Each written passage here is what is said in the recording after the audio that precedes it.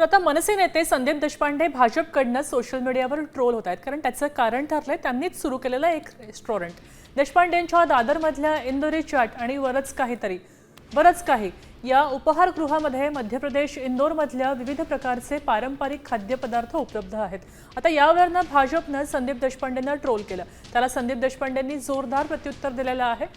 संदीप देशपांडेंनी बातचीत केली आहे आमचे प्रतिनिधी वैदेही काणेकर यांच्याशी. देशपांडेंचं काय म्हणणं आहे ऐकूया.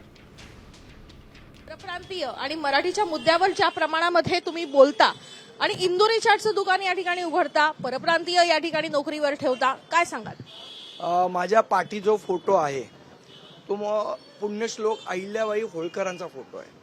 आता अहिल्याबाई होळकर मराठी होत्या का परप्रांतीय होत्या या भाजपच्या ट्रोल सेनेने मला सांगावं एकदा. मुळात त्यांना इतिहास माहीत नाही. मराठी आचार्यांनी तयार केलेलं हे इंदुरी क्युझिन आहे.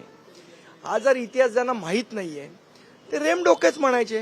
हा दिनेश पवार, तर दिनेश पवार जर तुम्ही म्हणाल की हा परप्रांतीय आहे तर मग बौद्धिक दिवाळखोरी कोणाची हे त्यांनी एकदा सांगावं. इंदोर ही मुळात जे शहर आहे हे ज्यांनी विकास केला तो मराठी माणूस आहे.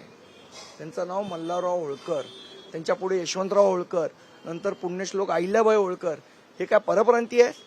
त्यांनी विकास केलेला शहर आहे, त्याचं नाव मिटवलं तर मला अभिमान असला पाहिजे मराठी म्हणून. कॅमेरा पर्सन गणेश वैदेही काणेकर, साम टीव्ही न्यूज, मुंबई.